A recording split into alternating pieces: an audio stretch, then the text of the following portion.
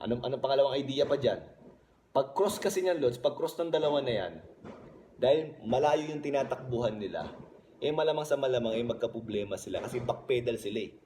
'Di ba? Ito tumatakbo paharap eh. Backpedal yung sa tumatakbo paharap. So mas mahirapan yung backpedal kaya makakalibre to. At isa pa, yung huling-huling idea pa dito, dahil nandito lahat ng tao sa may kabilang side, ang bantay ni Al Holford dito pag ganito. Hindi niya alam ang court nandito sa kabila eh. Di ba? Yun yung idea. Ang galing ng idea ng Indiano na to. So, ang nangyari dito is yan. Nung tumakbo sila, nag-cross sila, nagkabanggaan sa mga screens, ang ganda ng mga screens, na libre to.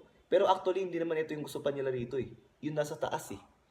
Kaso nga lang, dyan na pinasa kasi yun yung unang available na nakita niyang libre. Pero yun talaga sana kasi mas shooter yun. Pero nakatira pa rin naman ng libre.